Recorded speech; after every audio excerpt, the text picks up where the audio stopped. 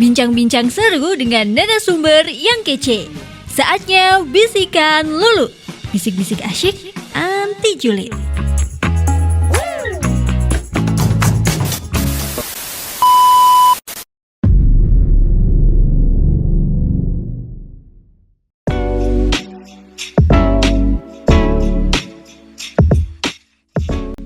Oke, teman-teman semuanya, view listeners ya, karena kita itu hari ini sedang berada di programnya podcast Bisikan Lulu episode ke-8. Wah, udah kayak 1 minggu aja ya teman-teman ya. Kita udah masuki episode ke-8, cukup lumayan cepet juga. Dan kali ini kita tidak di studio lagi nih ya. Ini kedua kalinya kita ada di luar. Dan untuk hari ini kita podcastnya di alam. Jadi konsepnya itu menyatu dengan alam gitu ya. Tapi kita harus kenalan dulu dengan narasumber kita kali ini. Ada Mas Panggih Rizky, siapa Mas? Prastiko. Oh iya, Mas Panggih Rizky Prastiko. Panggilannya siapa? Bisa Panggih, bisa Prastiko juga. Ya. Biasanya Panggih itu kalau di sekolah? Iya, biasanya kalau nama depan itu di sekolahan, di kuliahan itu. Dulu manggilnya ya kebanyakan Panggih, tapi kalau di kampung biasanya akrabnya Pras gitu. Oh, Pras. Ya. Oh, jadi banyak itu ya. Kalau di keluarga beda lagi, Rizky mungkin atau Kiki? Sama. Oh, sama. Oke. Kadang gitu ya, teman-teman ya. Ada yang panggilannya beda gitu, bahkan dari namanya aja beda. Nah, kali ini kita sudah bersama dengan Mas Panggih. Dan Mas Panggih ini itu ya, teman-teman. Sekarang umurnya berapa, Mas? 24. Nah, 24 tahun, tapi beliau ini itu seneng banget sama yang namanya kegiatan bertani. Kayaknya cukup jarang banget ya, karena kalau kita lihat nih, anak-anak zaman sekarang, ngomongnya kayak udah tua banget ya, anak-anak zaman sekarang, padahal kita sama-sama generasi Z, ya gitulah pokoknya ya. Banyak anak-anak zaman sekarang itu yang lebih memilih kerja kantoran, ya kan, daripada memilih untuk bertani. Pas banget nih dengan tema kita hari ini. Sebenarnya kerja kantoran itu oke ya, tapi jadi petani siapa takut, ya nggak sih? Ya. Takut nggak, Mas? Enggak, sama sekali. Widih, mantap sekali ya jawabannya, langsung tegas gitu loh, kayak presiden kita sekarang ya, sangat tegas. Oke. Tapi dulunya nih Mas ya, pernah nggak ada cita-cita kepengenan jadi kerja kantoran gitu? Atau emang belum ada apa? Ya ada sama sekali istilahnya. sama sekali? Ya. Dulu cita-citanya apa? Ya pengen jadi pengusaha gitu aja. Tapi Terus, belum itu. kan melalui pertanian juga kan istilahnya bisa juga sebagai pengusaha atau owner gitu. Ya, cuman berarti waktu aku punya cita-cita pengen jadi pengusaha, belum kefokus mau usaha apa gitu ya? Iya. Dari Dulu, kecil? kalau dari kecil itu dulu ya cita-cita pengen jadi pengusaha, tapi kan istilahnya kalau masih kecil itu kan belum ada gambaran gitu Mbak. Jadi seiring berjalannya waktu itu dulu SMK padahal di jurusan otomotif. Terus kemudian tapi di otomotif itu saya ngerasa itu kurang cocok gitu ya. Jadi saya hobinya juga menanam gitu. Terus setelah lulus kuliah ya berhenti 1 tahun lah, nyari-nyari pengalaman sama kuliah. Saya kebetulan di Fakultas Pertanian juga, jadi bersamaan dengan hobi saya, jadi sesuai lah. Oh, berarti sebelum kuliah itu memang udah ada minat gitu ya di bidang pertanian ya? Sebelum kuliah juga sudah istilahnya udah ya sedikit demi sedikit lah melakukan kegiatan di dunia pertanian. Oke. Dan kalau teman-teman lihat ya, karena kita itu ada di alam, menyatu dengan alam, di mana belakang ini tuh sungai ya? Iya, sungai. Oke. Bisa untuk mancing, Mas? Bisa sekali. Pernah mancing di sini? Pernah.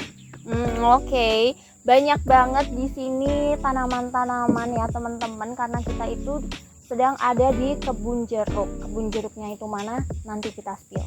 Tapi kayaknya nggak perlu di spill, udah ada tulisannya deh. Ya udah, nanti kita bahas nanti maksudnya ya. Udah dari kapan nih Mas?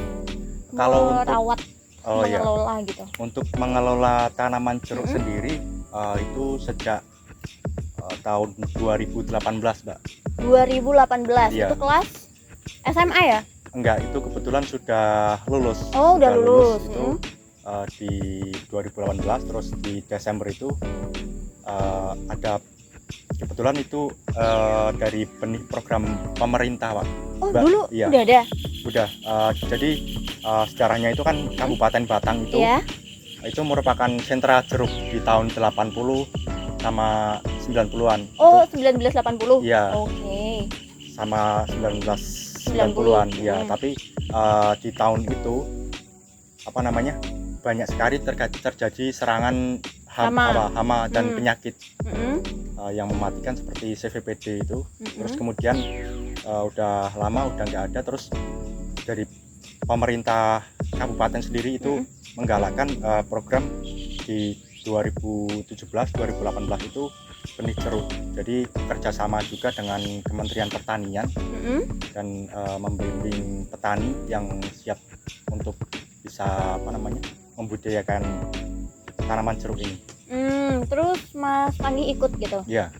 Itu bentuknya kayak seminar gitu atau langsung bantuan atau gimana programnya itu? Itu dari pemerintah kabupaten sendiri, itu dari melalui Dispaperta itu ada istilahnya kan dari Dispaperta di bawahnya itu kan ada Balai Penyuluh Pertanian dan itu ada petani-petani dan itu ditawari siapa yang berminat untuk bisa istilahnya bisa membudidayakan tanaman ini. Jadi memang ada beberapa petani sih, tapi dari beberapa petani itu kan dari masing-masing petani itu beda terkait cara budidayanya. Jadi hanya beberapa juga yang istilahnya muncul ke permukaan. muncul bisa merintis sebuah destinasi atau memiliki konsep yang berbeda dengan yang lain seperti itu, Mbak. Oke, berarti awal mulanya kenapa jeruk gitu ya di sini ya? Mulai 2018. Ya. Terus mulai menanamnya juga di 2018. Iya. Oke, mulai tumbuhnya? Kalau mulai berbuah itu dulu usia sekitar 2 tahun setengah itu. Berarti 2020 pertengahan itu udah mulai kita belajar berbuahkan. Jadi ketika berbuah itu nanti memerlukan waktu sekitar 7 bulanan untuk bisa konsumsi. Jadi dari bunga mekar bisa dikonsumsi itu usia buah itu 7 bulan. 2020 berarti waktu COVID ya? Iya.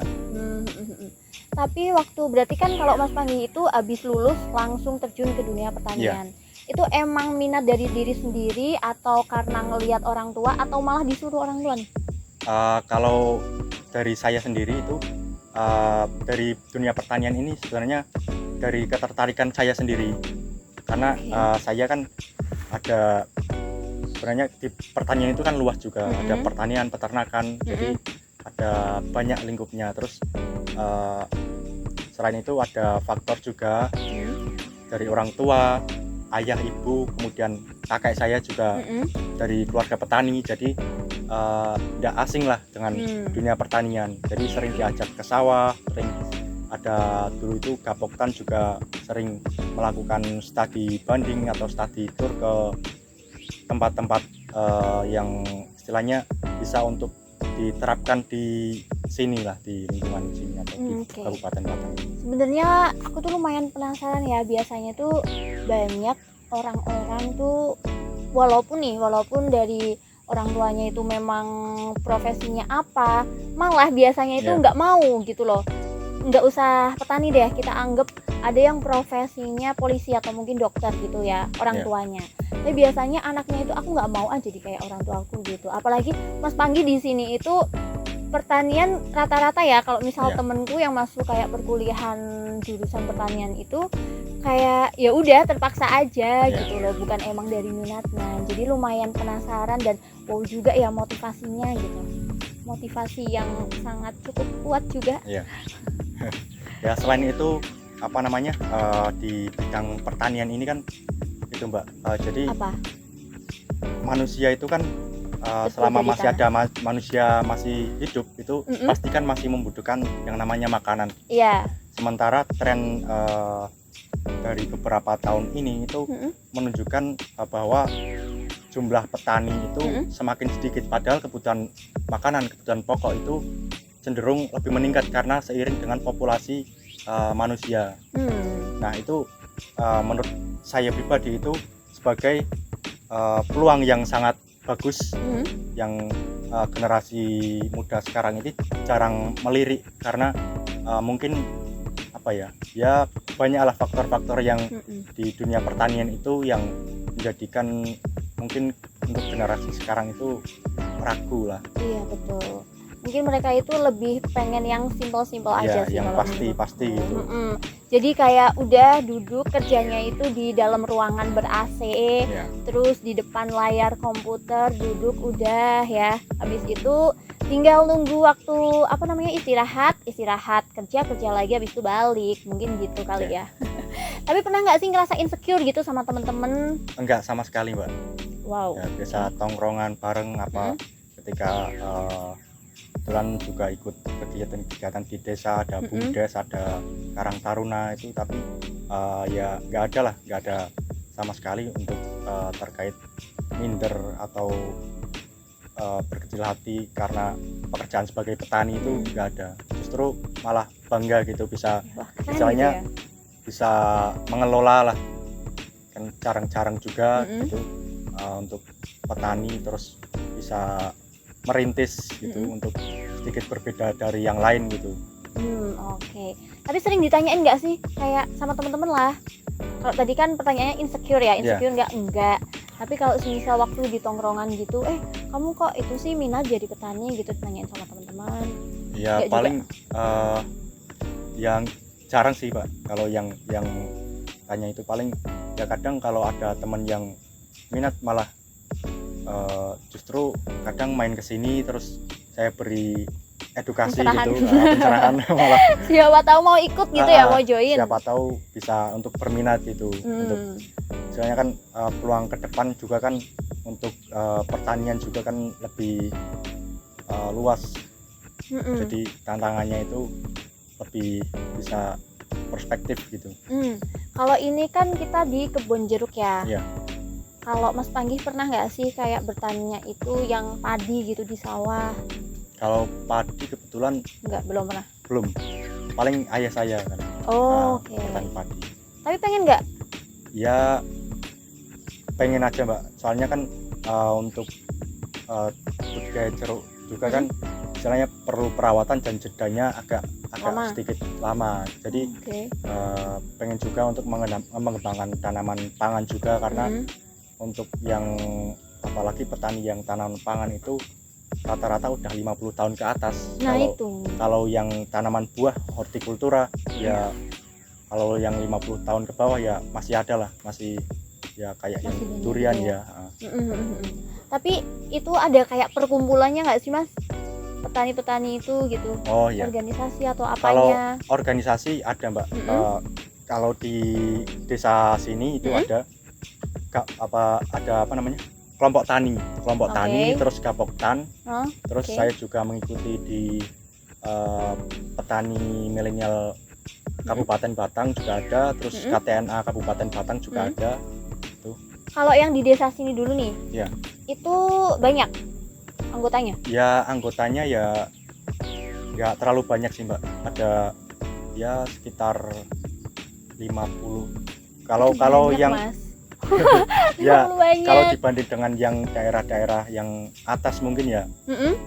Kalau sini kan ikutnya yang perkotaan Mbak ya, jadi mungkin anggotanya juga mungkin saya yang paling muda gitu. Wow, beneran? Ya, karena yang lain udah misalnya rata-rata berapa umur? Rata-rata usia 50-40-an gitu Mbak. 50-40-an ya. Iya benar. Mas bentar ya. Ini tuh ada itu ya jalan ya ke sana? Enggak sih Mbak, ini cuma jalan setapak aja. Kan itu ada kebun-kebun juga, kebun milik. Oh, kalau sana udah punya orang? Iya, udah punya. Tapi orang. Ada kayak budidayanya gitu nggak? Atau emang kebun biasa aja? Ya ada budidaya sih, tapi ya dari secara perawatan itu kurang intensif. Jadi ya kadang ada yang tanaman sengon yang kayu itu kan cuma ditanam terus ditinggal aja, petaninya itu nyari kerjaan yang lain atau disambi lah kalau bahasa sini. Oke, balik lagi ke yang tadi organisasi. Mohon maaf nih kadang Nggak emang apa-apa. sukanya gitu ya. Kalau tadi kan ada yang Kabupaten Batang petani milenial gitu Iya. kan. Itu banyak. Ya kalau 50-an 70-an ada sih itu. Banyak ya Iya. ternyata. Tapi ya tersebar di seluruh Kabupaten Batang. Paling banyak biasanya dari mana? Paling banyak itu di daerah ya menengahan, daerah Bandar, terus Pecalungan ke timur. Udah mulai atas gitu ya? Iya, Ya udah kan, mulai bener ya? atas. Pecalungan itu ikutnya apa? Selatan? Pecalungan Oh, berarti selatan ke timur lah. oh agak. selatan ke timur. Iya. Kalau dari Batang sendiri? Dari Batang sendiri kebetulan ya kayaknya Apa? masih saya. Ya yang lain ada sih Mbak, tapi cuma ya enggak itu sih apa namanya. Petani organik apa hidroponik juga ada. Oke, beda-beda ya. Ada.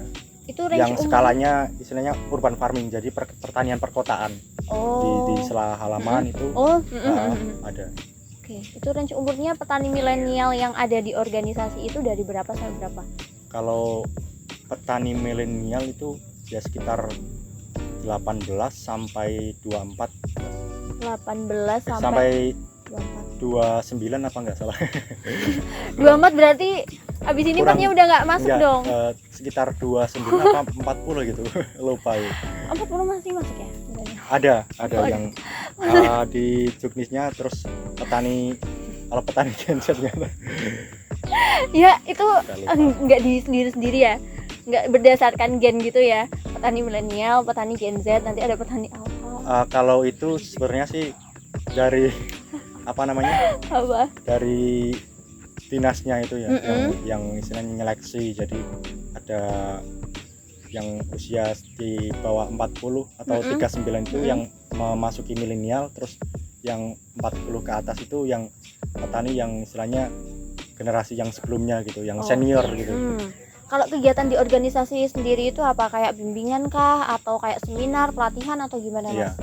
Untuk di kegiatan di organisasi untuk yang sekarang ini itu ya biasanya terkait sharing juga terkait kendala maupun pemasaran, terus terkait apa namanya cara budidaya, terus Rutin ya. juga apa namanya informasi terkait pelatihan juga kan ada biasanya dari dinas-dinas terkait, ada dari dinas pertanian, terus disperindak yang istilah di pasca panennya, terus ada informasi dari pelatihan pertanian melalui provinsi itu juga ada biasanya di share di grup. Oh, banyak juga ya Iya. kegiatannya ternyata ya. Oke, padahal udah banyak kegiatannya tapi masih sedikit juga yang berminat ya dari generasi milenial gitu. Kalau menurut Mas Panggih nih, kenapa sih anak-anak zaman sekarang itu pada nggak mau, nggak pengen jadi petani? Selain karena pengennya simple deh. Iya. Apakah emang banyak dukanya sebagai petani atau gimana? Ya, pertanian itu sendiri kan apa namanya ya, istilahnya butuh proses ya Mbak ya. Jadi mungkin dari cara pandang anak-anak zaman sekarang itu ya selain istilahnya butuh proses, butuh pengalaman. Sebenarnya pengalaman itu tapi bisa diperoleh Oke. dari praktek secara langsung seperti itu Mbak. Daripada teori. Ya jadi selain itu juga memang mungkin dari sisi pandang dari anak sekarang itu karena ya cenderung panas-panasan gitu, terus ya istilahnya kotor-kotoran gitu. Oke, tapi kalau semisal yang petani kebun kayak gini kan nggak terlalu kotor-kotoran kita ke sawah Iya. gitu kan? Ya nggak terlalu istilahnya nggak terlalu kotor lah gitu. Gitu. Tapi di dunia pertanian ini kan juga istilahnya kalau kita langsung terjun di pertanian itu kan istilahnya banyak melakukan kegiatan fisik Mbak ya. Jadi ada penelitian juga itu manusia itu per hari membutuhkan gerakan ya minimal 7.000 gerakan seperti itu. Jadi agar bisa terhindar dari berbagai penyakit gitu.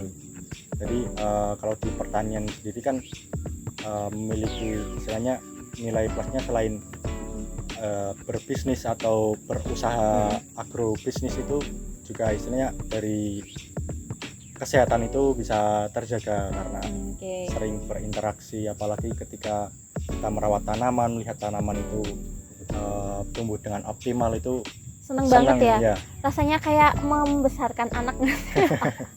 Iya kan, soalnya kan kita dari nol gitu ya, kita rawat dari kecil sampai bisa berbuah, rasanya kayak suatu kebanggaan tersendiri. Tapi kalau semisal kena hama gitu gimana Mas? Ya sudah menjadi hal yang wajar lah, karena kalau di budidaya itu kan pasti adalah hama maupun penyakit itu yang istilahnya hinggap di tanaman atau istilahnya merusak tanaman, bahkan ada yang bisa mematikan tanaman itu gitu. Tapi dulu memang awal-awal itu memang ada yang mungkin belum tahu, karena kan secara teori sama praktek itu kan berbeda. Jadi ya sambil berjalan trial error lah menemukan solusinya gitu. Jadi dia sudah bisa lah untuk menangani untuk mencegah dari kegagalan tersebut. Ya. Mas ini ngurus ini tuh sendirian atau sama orang tua atau gimana nih? Ya, kalau ngurus kebun ini itu sama orang tua. Oke. Tiap hari kesini Mas? Ya, hampir tiap hari. Hampir tiap hari ya? Oke.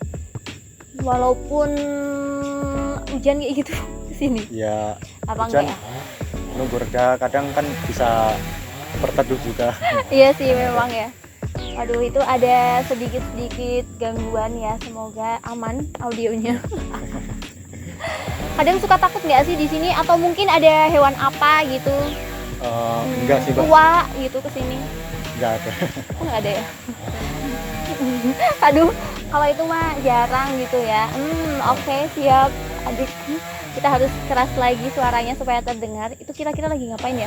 Oh, motong. Mungkin motong ya. Oh iya, bener motong. Ini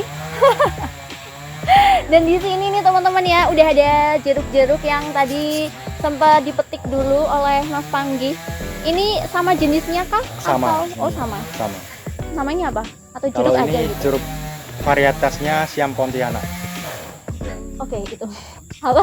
Siam Pontianak. Siam Pontianak.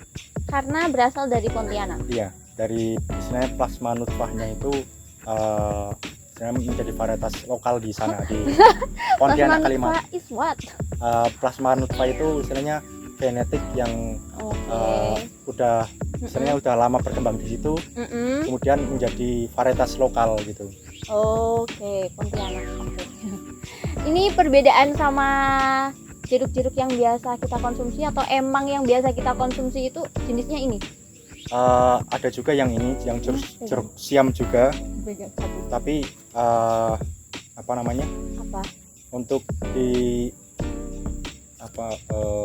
pasar sekitar sini, khususnya di Jawa Tengah juga kan istilahnya dari segi kualitas jeruk itu kebanyakan kurang grade yang dikirim itu kan yang B ke bawah. Jadi, emang ada berapa grade? Ada A, B, sama C gitu. A, B, sama C. Iya. Oke, perbedaannya? Perbedaan dari segi kualitas rasa, kemudian di penampilan juga. Kalau semisal C gitu lebih ke biasanya kecil-kecil gitu. Kecil-kecil. Oke. Biasanya kalau di Indonesia ini kan yang biasanya sentra itu di Jawa Timur itu dikirimnya ke kota-kota besar seperti Jakarta, terus Surabaya seperti itu. Tapi kalau yang keunggulan yang di sini sebenarnya kan lebih fresh juga, dari pengiriman juga kan nggak terlalu jauh seperti itu. Kalau ini grade B? Kalau ini grade, kalau yang itu A, kalau yang ini ya termasuk C sih. Cuma ini perawatan masih kurang. Nanti kalau sudah menjelang besar itu biasanya lebih diintensifkan lagi untuk perawatannya. Tadi 7 bulan ya nunggunya? Iya, 7 bulan. Oh, berarti grade-nya itu berdasarkan ukuran. nggak berdasarkan rasa. Ya rasa juga. Tapi kalau ngomong-ngomong tadi kan Mas Panggi pengen jadi pengusaha Iya. dan lain sebagainya. Aduh mama, ada ngomong-ngomong, kaget banget. Oke, lanjut lagi ya.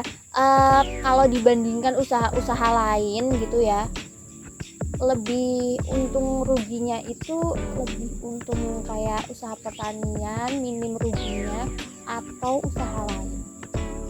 Ya itu tergantung dari istilahnya pengelolaannya ya Mbak ya. Jadi kalau sudah benar-benar terjun di suatu bidang ya harus benar-benar dipelajari dari segi hulunya sampai hilirnya seperti itu. Jadi dari segi keuntungan itu ya istilahnya apa ya? Apa sih? Nanti tiket. Kirain tuh ada hewan terus karena Enggak, istilahnya mikir apa ya? apa? Dari segi cara pandangnya aja sih, dari kalau dari keuntungannya itu tergantung dari si petani atau si pelaku usaha tersebut. Tapi yang namanya usaha Pandai-pandai, ya pasti ya, ada itu ya. Pasti ada kegagalan atau ya ada batu terjal di depan itu. Misalnya kalau kita sudah bisa memulai belajar dari nol itu istilahnya udah bisa terbiasa lah dari tantangan-tantangan tersebut. Berarti udah berapa tahun Mas tadi? 2020 ya? Iya, 21, 22, 23, 24, 4 tahun. 4 tahun. 2018. Oh iya deng, Ya. 2018, 19, 20, 21, 22, 23, 24, 6 tahun ya. Iya, 6 tahun. Rasanya cepet atau lama? Ya cepat sih. Bosen nggak kadang? Enggak Sama sekali nggak bosen? bosan. Wow, oke. Ini udah mateng kah? Maksudnya manis atau? Kalau ini kebetulan belum terlalu matang maksimal karena ini untuk rata-rata itu seukuran ini ya Mbak, itu nanti bisa di Oke, nanti kita ke sana. kalau ini yang buah-buah istilahnya di luar musim, jadi pas kebanyakan tanaman itu belum mengeluarkan bunga, terus ini ada beberapa yang berbunga, jadi ini ada yang istilahnya beberapa lah yang Manis nggak? udah Menurut Mas? coba aja yang ini yang ada Yang ini aja, yang grade aja dong. oh iya Ya, boleh, yang mana tadi? cuma ini kurang optimal lah. Tidak apa-apa. Ada nggak sih kan kalau semangka itu kan ada yang tanpa biji gitu kan? Jeruk tanpa biji gitu Yang ini bisa nggak? enggak sih. Hah? Jeruk ada. Kalau yang tanpa biji itu biasanya ada juga, kami nanam itu jeruk montaji, itu lemon, varietas lemon tanpa biji. Oh. Terus untuk yang jeruk-jeruk seperti ini itu ada juga jeruk seperti Sitaya, terus varietas-varietas baru itu ada juga yang tanpa biji. Kami nanam berarti ada dong di sini yang lemon tadi. Kalau yang di sini kebetulan di beda lokasi Mbak. Oh beda, nggak di sini. Kita ada di 3 kebun. Ada 3 kebun dari lokasinya. Mas disuruh nyicipin katanya. Silakan Mending Mbak, kalau yang mau mana? nyicipin. Mending yang mana ini? Ini Kalau sama yang ini segi lebih tuanya yang ini manis Mbak, yang mana kira-kira? Yang Oh ini. malah yang itu ya. lebih agak orange sedikit. Oh ini yang tadi grade C. Iya. Oke, mari kita cicipin guys. Aku tuh nggak terlalu suka buah-buahan kecuali alpukat. Jadi mari kita coba. Cicipin juga dong Mas. Iya. Mari kita cicipin. Apakah kalian pengen? Tidak apa-apa. Ini aku kasih. Oke kita. Enak nggak? Manis.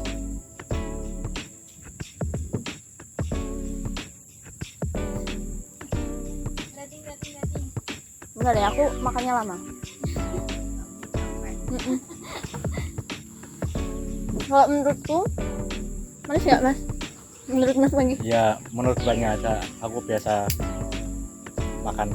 Nah makanya yang biasa makan ini tuh termasuk manis atau enggak atau yang gimana? Kalau untuk sekarang ini kan ya musimnya masih ada hujannya juga.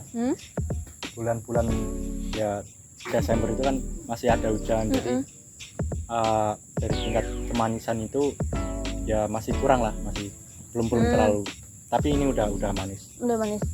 Kalau menurutku ini tuh lebih ke seger sih, Seger. tapi nggak kecut. Mm. Tapi ya benar, belum terlalu manis yang manis Iya. banget juga gitu ya. Oke, mungkin satu pertanyaan sebelum kita break ya. Ini kan tadi kita udah ngomong juga sebenarnya lumayan banyak lah ya, petani milenial, terus juga petani yang udah senior gitu. Iya. Tapi kenapa sih dengan negara kita sebenarnya yang udah dikenal sebagai negara agraris, kita itu masih sering banget mengimpor produk-produk pertanian dari luar? Iya. Untuk terkait impor itu sebenarnya ya mungkin dari pemerintah itu, dari data itu mungkin ketika belum ada hasil panen kemudian di stok di gudang itu mungkin sudah menipis ya, untuk menekan istilahnya harga agar tidak inflasi atau tidak mengalami kenaikan harga. Itu mungkin untuk langkah yang lebih cepatnya itu impor. Tapi menurut saya itu sebagai petani itu langkah tersebut itu ya kurang pas lah, karena kan di negara kita kan negara agraris itu Mbak ya. Jadi hampir sebagian besar itu penduduk itu merupakan berprofesi sebagai petani gitu. Berarti nggak ada pengaruhnya juga ya, seberapa banyak pun nanti yang pengen atau minat menjadi petani, itu tidak menutup kemungkinan kita tetap impor gitu. Iya. Dari luar. Tapi itu sangat disayangkan lah. Nah itu. Soalnya kan sebagai negara agraris tapi masih impor komoditas pertanian, itu kan ya kurang apa sih di negara kita. Itu kan mulai dari sumber daya alam, terus sumber daya manusia juga sangat banyak sekali. Betul, gitu. banyak Untuk banget ya. di negara kita juga kan negara yang istilahnya iklim tropis, jadi hampir setiap hari itu ada sinar matahari yang istilahnya bisa menyinari lah. Misalnya kalau di tanaman itu bisa fotosintesis secara maksimal. Kalau di negara-negara yang beriklim subtropis itu malah istilahnya butuh modal lagi, atau butuh Lebih banyak itu yang modalnya lebih ya. banyak modal lagi untuk bisa tanaman itu bisa optimal meskipun di kondisi-kondisi cekaman seperti iklim cuaca yang ekstrim seperti salju dan lain-lain. Itu kan Iya benar. pertumbuhan Lebih kurang susah optimal. ya. Susah. Sebenarnya kita dengan 2 musim ini sangat menguntungkan Ya, sekali sangat ya, menguntungkan. kalau di bidang pertanian gitu. Oke teman-teman semuanya, abis ini kita bakal ngabisin ini dan bagi-bagi yang ada di belakang layar ya. Jadi kita bakal break dan juga bakal kembali setelah satu ini. Abis ini kita bakal jalan-jalan eksplorasi kebun jeruk yang ada di sini.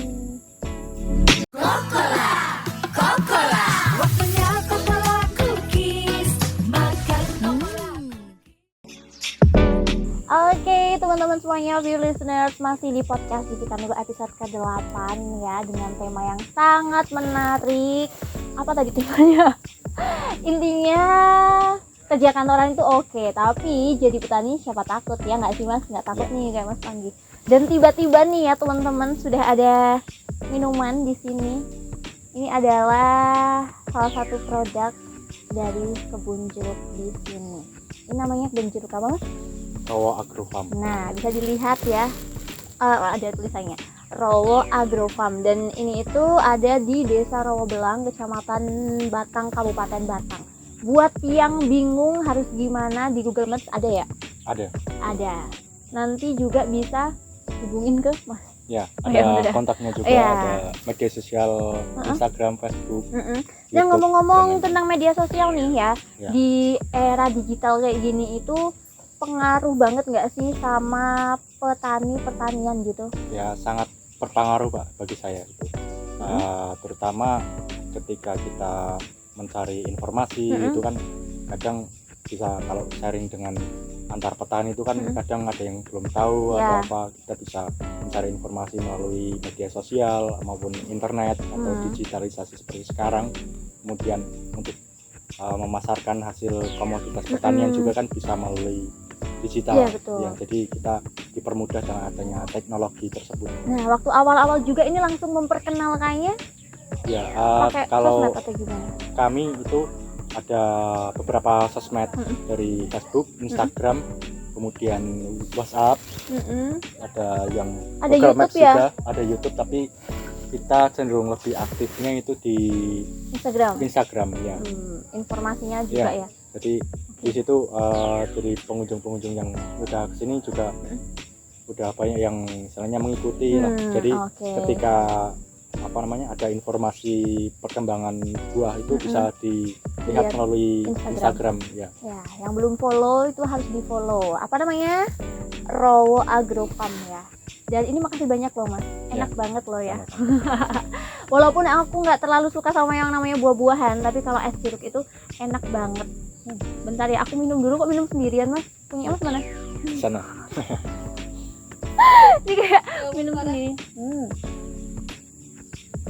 Oke, karena aku udah penasaran juga sama kebun jeruk yang ada di sini, boleh nggak kita jalan-jalan gitu? Boleh.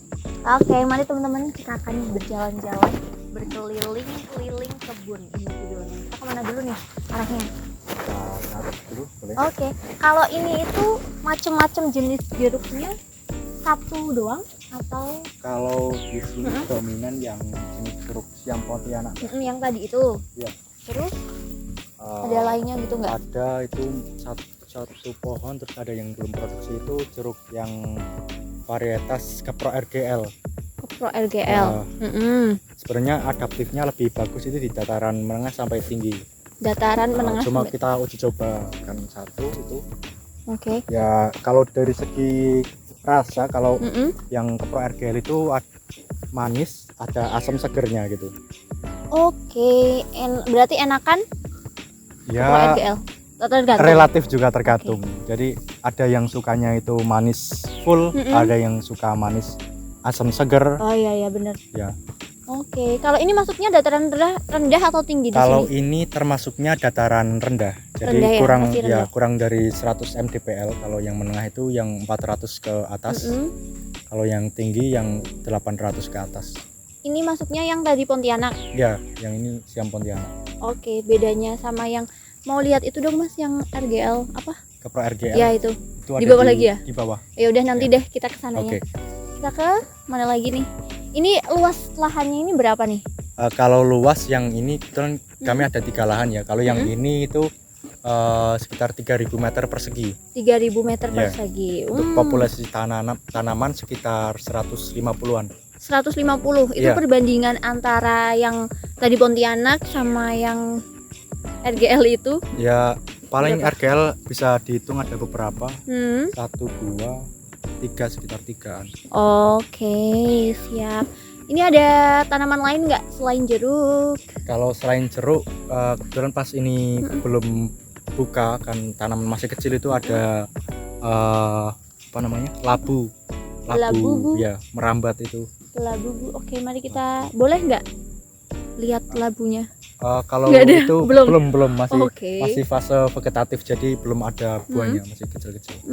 Kalau itu wah ada nanas juga ternyata. Ya, ada nanas, ini masih muda nih. Emang ditanam Iya, sendiri ya? ditanam di sela-sela gitu. Ini Masih itu nggak kecil. sih? Contoh? Nggak apa-apa, ini cuma miring aja. Oh, cuman miring. Iya, Oke. masih nempel. Ada SpongeBob di sini, rumahnya SpongeBob. Di sana juga ya. Kalau nanas gitu musim-musiman nggak? Kalau nanas ya ada musimnya, yang rayanya juga ada. Ya sama lah, hampir kayak jeruk. Kayak jeruk. Lucu banget. 7 bulan juga. Ya, sekitar. Rata-rata 7 bulan. Kalau ini lebih cepat sedikit sih. Sebenarnya kalau gampang terserang hamanya itu lebih gampang jeruk, lebih gampang nanas, labu, atau tanaman apa? Ya masing-masing tanaman itu ada Hamanya masing-masing. hama masing-masing. Hmm. Jadi kalau di jeruk sendiri itu biasanya ada ulat, terus Ulat bulu, ada ya nggak bulu sih, ulat papilio itu kecil, hijau. hijau Beda itu yang kepalanya agak besar itu. Ada nggak Mas? Belum, nggak ada, udah Oh, udah nggak ada. dikendalikan ini. Oh, Terus ada dari penyakit juga, ada jamur ini beberapa. Menarik, kebetulan perawatannya masih belum intensif gitu. Oke. Tapi sering nggak waktu awal-awal itu sering banget dirusak sama hama atau gimana nih? Sampai sekarang pun masih sering gitu. Ya, kalau sekarang sih lebih ke, kalau musim hujan itu lebih ke banyak di serangan penyakitnya di jamur. Oh, jamur. Terus kemudian biasanya lalat buah juga sih. Tapi kita antisipasi melakukan pemasangan feromon atau perangkap lalat biasanya di pinggir-pinggir kebun Macam yang itulah ya yang itu? botol-botol itu. Ya nggak? Ya, terus ini perangkap kuning ini juga kan untuk memikat. Soalnya warna kuning itu kan cenderung disukai terhadap hama-hama gitu. Warna kuning cenderung disukai terhadap hama. Wah, Iya. kenapa? Kan padahal malah lebih jreng-kunjreng gitu ya. Mau lihat dulu. Yang Nah, ini. lalatnya itu mana, Mas? Kalau ini kebetulan udah lama jadi udah kurang efektif ya. Tapi Harus ini ada ditambah itu lagi. lem. Ya, Pakainya apa lem? nggak pakai lem. Oh, maaf menyebut. Tidak. Lem yang istilahnya yang putih itu, Oh, iya. yang nggak mudah mengeras. Oke. Oh, ini ada contoh lalatnya Ya. nggak sih? Oh, ini udah kecil-kecil gini, Pok. Udah kecil-kecil ini udah istilahnya udah lama lah. Oh, Mas. Tuh. Mau lihat. Oh, itu juga ada. Itu kayaknya baru. Kalau yang itu belum dikasih lem kayaknya. Belum. Oke. Biasanya diganti berapa kali? Berapa kali sekali? Sebulan biasanya. Sebulan diganti. Aku akan ke sana. Aduh, Udah pindah cicing. enggak, ini ada. Oh, laba-laba. Iya. Oke. Oh, ini yang baru ya, sebulan sekali. Oh, sama itu botol itu. Iya, kalau Botol kalau buat ini yang cara kerjanya itu nempel karena dikasih lem Mm-mm. dan warna itu mencolok. Kalau yang sebelah sana itu menggunakan feromon, jadi ada istilahnya insektisida tapi baunya itu menyerupai bau lalat buah yang betina. Jadi nanti lalat buah yang jantan itu tidak bisa membuahi yang lalat buah yang betina, Oke. sehingga istilahnya fertil. Oh, Kemudian nanti akan masuk dan keperangkap di situ dan nggak bisa keluar. Jadi biar nggak menyengat buah-buah yang ada di kebun seperti itu. oke. Kalau yang itu emang konsepnya di pojok-pojok ya? Iya, di pojok-pojok Pojok-pojok. Ini bikinnya pakai? itu pakai Oh, itu ya. Apa namanya? paralon. Nah, betul. Sebenarnya bisa sederhana lagi Oh, sih. terserah. Oh ya, Oke. kayak botol-botol bekas itu juga bisa. Bentar. Mau melihat yang itu. Kalau itu diganti-ganti juga nggak, Mas? Kalau itu tinggal memberi lagi dengan feromonnya. Biasanya setelah 1 bulan itu baunya tidak terlalu, istilahnya sudah tidak bisa mengundang si lalat buah tersebut. 1 bulan.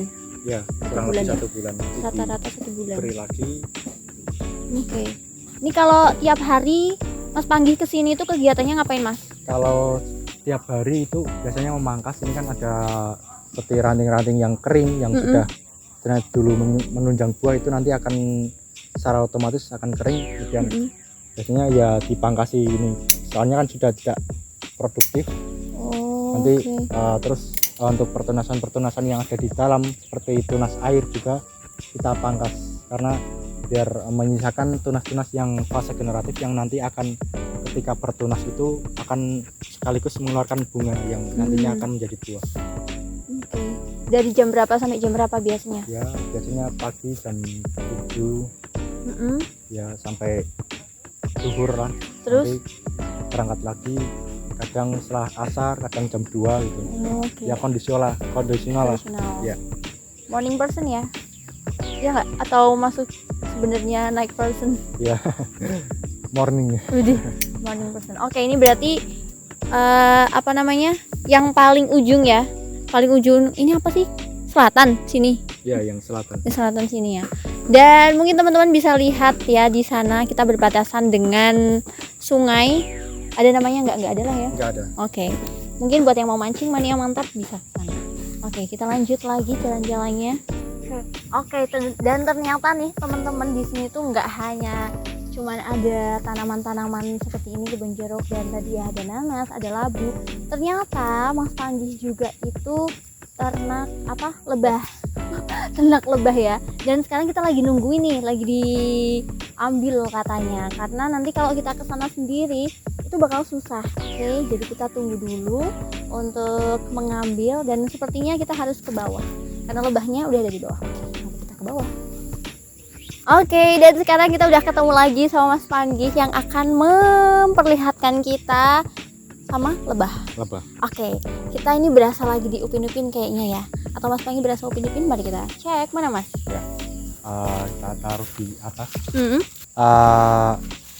Biasanya namanya lebah tanpa sengat. Kalau di sini istilah lokalnya biasanya kelanceng, Mbak. Kelanceng? Iya, oh, kelanceng. Ya. Baru dengar sih ya. Kelanceng. Oke.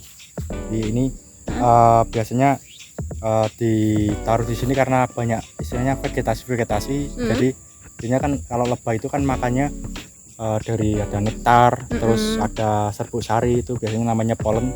Nah ini biasanya nanti akan keliling di sini mengambil itu dan membantu penyerbukan. Dan biasanya nanti akan kembali lagi ke sini. Ya, ini biasanya kelilingnya tiap ada waktunya gitu, nggak pagi, ya, sore? Kalau biasanya keluar itu mulai jam 6 itu mulai keluar. 6 pagi? Ya, mencari makan, terus ketika sore hari udah mulai balik. Menjelang jam 6 itu udah mulai pada balik gitu. Udah hilir mudik udah selesai, terus ke sarangnya gitu. Setengah hari ya mencari makan? Ya, 6 pagi sampai 1 hari. 6 pagi sampai 6 sore? Iya, setengah hari. Oke, ini sejak kapan nih? Kalau ini udah sejak 2022. 2022. Ya. Motivasinya apa, Mas? Ya buat istilahnya kan merawat lebah ini nggak perlu istilahnya sudah tanpa sengat juga, jadi lebih aman lah kalau seperti orang-orang yang masih pemula atau yang nggak terbiasa dengan lebah-lebah yang bersengat. Itu kalau ini cenderung lebih aman, jadi nggak ada sengat, terus kemudian mudah juga perawatannya, tinggal ditaruh di lokasi yang biasanya di sekitar itu banyak bunga-bunga gitu. Jadi dari madu ini sendiri akan lebih cepat penuhnya. Nah itu kan membantu untuk penyerbukan. Yang tadi itu ya, boleh dibuka coba Mas. Oke, ini kebetulan pas musimnya hujan. Melihat saat dipegang. Ya. Oke. Nah ini. Dibuka beneran nih? Ya nggak apa-apa. Oke.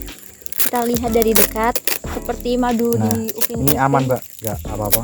Nah ini ada madunya, ini kecil-kecil. Punya ada lagi yang jenis lain yang kantongnya lebih besar-besar. Ini ada berapa Mas? Kalau ini ada masih sedikit Mbak. Nah, ini yang madunya. Kemudian ini yang telurnya. Kalau mau cicip silahkan. Kalau saya agak-agak tripo. Jadi kalau semisal ngelihat yang bolong-bolong gitu, lumayan itu sih. Tadi ada berapa Mas jumlahnya? Belum ada 10 sih. Hah? Ini kan banyak perasaan. Oh, jumlah lebahnya apa? Lebah. Oh, kalau lebahnya banyak Mbak. Oh, tadi yang belum ada 10 apanya? Kalau yang belum ada 10 itu kotaknya. Kotak. Jadi ini namanya log biasanya. Apa? Log. Rumah lebahnya. Itu namanya log. Oh, ini ya kotakannya ini kotaknya tuh. Ini. Oke. Ada berapa? Ya, ini kalau jatuh gimana ya? Aman. Oh, aman. Oke. Ternyata kecil-kecil ya. Bayanganku itu yang namanya lebah kayak di film-film gitu loh. Ya, kalau ini kayak yang mungkin di Upin Ipin gitu. Oh, todalang. Ya, gitu. Kecil. Ya, itu yang langsung bisa kita minum itu kan ya dari langsung dari sarangnya. Next mau budidaya apa lagi nih Mas? Kalau ke depan kita ini kan sudah ada yang istilahnya tanaman tahunannya yang istilahnya berproduksi, ada musim yang rayanya, ada yang tidak musim gitu. Tapi kita mau ke depan itu mau budidaya di tanaman yang semusim, tanaman-tanaman sayuran, kemudian ada yang melalui hidroponik maupun di tanah, terus tanaman buah yang yang istilahnya memiliki musim yang berbeda juga. Jadi biar setiap bulannya itu ada season-season yang istilahnya ada udah waktu musim buah ini. Jadi kalau berkunjung berwisata ke sini tidak perlu menunggu satu buah musim. Iya benar. Gitu. Nah, Kayak sekarang berarti ini masih tutup ya? ini sementara masih tutup Oke. untuk perawatan. Biasanya kita masuk dari sana. Ya, dari sana. Di situ pintu masuknya, terus Kemudian nanti di sebelah situ kita mengambil peralatan seperti ada ember atau wadah lah, terus gunting juga untuk metik. memotong metik dari tangkainya tersebut pakai gunting. Terus kemudian nanti pengunjung bisa berjalan-jalan ke kebun memilih jeruk, mau pengen yang agak kecil-kecil atau yang besar, bisa terserah lah. Terserah ya. Ya. Terus kemudian nanti ditimbang juga di sini. Terus ada kulinernya biasanya. Apa kulinernya? Ya, ada pecel, terus tadi itu es jeruk, terus ada ya macam-macam lah, Mbak. Oke, ternyata ya kreatif juga sih ya. Karena memang kan di sini namanya kebun gitu ya. Kita jauh dari yang namanya orang jualan. Jadi ketika kita tuh lapar atau mungkin haus, itu kita bisa beli pecel dan juga minuman. Itu bisa yang misal kita petik langsung makan gitu ya. Kalau apa gimana? Bisa, kalau untuk itu lebih ke ya mencicipi lah. Ya. Nanti juga bisa, biasanya di kasir juga disediakan untuk cicipannya juga. Itu nanti bisa di kasir, terus nanti pengunjung bisa memilih. Oke. Ini ada HTM masuknya? Kalau untuk saat ini nggak ada, Pak. Ada. Sampai sekarang nggak ada. Oke, berarti ini bagian petik timbang bayar gitu ya. Petik timbang bayar. Iya. Petik timbang bayar, PTB ya. Kalau kita singkat ada PTB, petik timbang bayar. Kasirnya di sebelah sini, terus nanti pengunjung bisa langsung jalan-jalan aja terserah gitu ya. Ini kira-kira berarti bukanya lagi kapan? Untuk perkiraan itu dari segi kondisi buah itu nanti perkiraan buka lagi sekitar bulan April Mei nanti. April Mei ya, habis lebaran ya. Iya, habis lebaran. Nanti kita post lagi di update biasanya. Di Instagramnya tadi ya. Mas mau lihat itu dong tadi yang katanya apa? GLR. RGL. Ini. RGL iya, kebalik. Kurang. Itu. Karakternya itu kulitnya agak keras. Ya, agak keras, terus kurang halus, jadi agak rata ya. Terus kulitnya tebal juga. Biasanya kalau lebih enak itu dipotong, jadi nggak dikupas, tapi dipotong pakai pisau. Setelah jadi 4 itu nanti jadi lebih mudah istilahnya untuk menikmatinya. Tapi ini ada yang halus nih, nggak kayak itu? Ya, kalau udah istilahnya udah agak tua itu nanti akan lebih halus, Pak. Oh, berarti kalau semisal kayak aku ya sebagai orang awam itu juga bisa membedakan ya? Iya. Antara yang apa? RGL. RGL sama yang Siam Pontianak. Kalau yang ini juga kan untuk dari karakternya juga kulitnya biasanya lebih kuning, Mbak. Jadi karakter dari buahnya itu lebih kuning. Kalau yang Siam Pontianak biasanya kalau sudah matang kan ya kuning juga, tapi hanya pucat semburat kuning aja, masih dominasi hijau. Ada tips nggak sih Mas kalau kita itu beli jeruk atau milih jeruk yang manis itu kira-kira yang gimana? Iya. Kalau memilih jeruk yang manis itu nanti bisa dilihat dari kondisi fisiknya, dari warna, kemudian tekstur. Biasanya tekstur dipencet itu? Ya, agak dipencet sedikit aja. Itu biasanya kalau jeruk yang sudah matang maksimal itu nanti akan empuk. Jadi bagiannya akan empuk. Terus kalau misal yang jenis seperti Siam itu nanti di bagian bawah yang ada contohnya? Misal seperti ini. Kalau ini kan yang masih muda. Nah, ini biasanya yang bagian bawah ini nanti akan lebih cekung ke dalam. Itu yang manis gitu. Terus warnanya juga akan agak kekuningan, terus agak empuk. Tapi bener nggak kalau semisal jeruk yang hijau itu biasanya kecut? Itu hijau? Tergantung dari varietas sih, Mbak. Kalau ada juga yang varietas-varietas lain yang memang memiliki karakter jeruk yang kulitnya hijau, tapi memang dari karakter genetiknya itu udah manis. Ada juga yang memang dari tanaman ini harus kondisi matang secara fisik maupun biologis itu harus ada kuningnya atau Memang bisa harus kuning kuning maksimal. untuk kuning semuanya gitu. Oke, kalau yang oren banget itu bukan jeruk lokal ya Mas ya? Kalau itu Mandarin.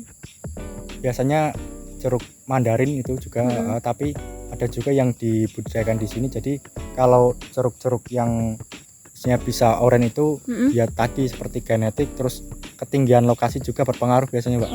Kalau semakin tinggi MTPL-nya itu kan suhu akan rendah, dan rendah itu nanti akan istilahnya metabolisme di tanaman itu akan cenderung lebih sulit lah, karena kan memerlukan matahari. Kalau matahari penyerahan kurang nanti kan juga istilahnya dari fotosintesisnya kurang. Terus biasanya kalau dataran MTPL yang lebih tinggi itu nanti suhunya juga akan lebih dingin, jadi nanti bisa mempengaruhi dari segi kulit juga, nanti akan lebih oren gitu. Oke. Kalau mandarin ada yang warna hijau gitu nggak sih? Nggak ada ya? Nggak ada, Mbak. Emang orange Ya, semuanya? oren. Oke, mari kita balik lagi ke tempat, guys. Oke, dan kita sudah kembali lagi di sini. Pokoknya setelah kita tadi berjalan-jalan ya. Ini capek nggak Mas kalau semisal tiap hari harus dari sana keliling sana. Ya capek tapi senang, Mbak. Itulah ya kalau udah namanya hobi gitu ya. Tiba-tiba ada tokek gitu kan ya. Di alam. Iya, ini tapi suka nggak kayak jalan-jalan ke alam gitu? Ya suka sih, Mbak. Emang suka, Iya. suka daki. Nggak terlalu kalau tadi. Sukanya Ya hiking. seperti di kebun ya. Oke, seperti di kebun. Oke. Kalau kita ngomongin, berarti kan Mas Panggi ini termasuknya petani milenial ya, yang masih hype banget ya petani milenial. Sebenarnya ada nggak sih perbedaan antara petani milenial dan juga yang lebih senior, mungkin dari cara eksekusinya atau apanya gitu, strateginya? Ya, kalau cara pandang saya, Mbak, ya, untuk petani yang lebih senior itu kan istilahnya menggunakan metode-metode yang istilahnya monoton, yang sudah dari turun temurun itu dilakukan ya seperti itu dan secara monoton di tahun berikutnya juga masih sama gitu. Tapi kalau yang petani yang milenial itu kan istilahnya udah melek teknologi lah istilahnya. Betul. Jadi dari segi pemasaran maupun ada juga yang beberapa rekan itu yang menggunakan teknologi IT, jadi untuk penyiraman itu bisa dikontrol melalui handphone gitu. Udah canggih ya ternyata ya. Ada irigasinya, terus terkait dari kondisi tanah dan lain-lain itu bisa dikontrol melalui HP. Tapi itu kan juga butuh biaya lagi untuk teknologi seperti itu ya. Kalau saya lebih ke untuk teknologi yang sekarang saya gunakan itu lebih ke pemasarannya gitu, melalui online ya. Tapi sangat efektif ya? Ya, sangat efektif sekali. Ketika informasi itu sudah di-share itu nanti akan sangat mudah sekali. Apalagi sekarang kan sebenarnya banyak orang yang pengen berwisata, kembali lagi ke alam. Ke alam, betul. Jadi keren ya. Kalau biasanya kan mungkin di kota banyak ya kesibukan kota gitu, penat, jadi pengen melihat alam secara bebas untuk menghilangkan stres gitu. Iya, sambil healing. Bener, sambil healing, lihat ijo-ijo kayak gitu rasanya seger banget ya. Apalagi setelah kerja seharian atau berminggu-minggu gitu di kota dengan hiruk-pikuknya. Nah, karena tadi Mas Panggi juga sempat bilang kalau emang sekarang kan milenial itu lebih melek teknologi gitu kan. Tentunya mungkin yang nonton, yang dengerin juga banyak generasi-generasi sekitar lah ya. Nah, mungkin dari Mas Panggi nih ada motivasi atau mungkin apa ya biar ngubah mindset mereka itu mau buat jadi petani. Ya, kalau untuk menjadi petani itu dari pemirsa sekalian gitu ya. Oke, siap. Ya itu ya mulai dari sedikit demi sedikit lah, mulai dari sekarang istilahnya apa yang disukai istilahnya dari sisi mana gitu, bisa lebih dari sedikit demi sedikit itu belajar dengan orang-orang yang memang istilahnya udah biasa terjun di pertanian gitu, terus banyak-banyak misal nonton di media sosial yang kisah-kisah sukses, jadi dari awal itu akan timbul rasa senang atau motivasi, yang terutama kan motivasi dari diri kita sendiri. Jadi sebelum bergerak, sebelum melangkah itu kan perlu adanya rasa suka terhadap bidang yang ingin dikembangkan. Jadi ketika nanti sudah bisa mencintai suatu pekerjaan dengan bertani, nanti tidak harus istilahnya langsung besar, karena semua itu butuh proses. Jadi misal kita melakukan bertani, misal cocok tanam di pekarangan dulu, yang penting dirawat secara maksimal, secara optimal. Nanti ketika kita menuai hasilnya pasti akan menjadi kebanggaan tersendiri, Mbak. Jadi kalau nanti udah merawat di pekarangan udah bisa maksimal, nanti biasanya ya kalau ada peluang bisa mengembangkan di lahan yang lebih luas lagi ya. Ya sih benar. Cuman mungkin kadang itu ada yang musim-musiman ya, lagi pengen, kadang ada FOMO gitulah ya. Oh, iya. Nah mungkin dari pemerintah juga akan membantu gitu ya, ini udah mulai merambah ke situ kan, biar anak-anak muda itu mau menjadi petani. Dan sekarang kita tahu kalau ada program dari Kementerian Pertanian itu yang akan memberikan bantuan 10 juta gitu ya. Itu menurut Mas Panggi gimana? Apakah akan membangkitkan motivasi anak-anak sekarang? Kalau menurut saya sih dari 10 juta per bulan ya, Mbak ya.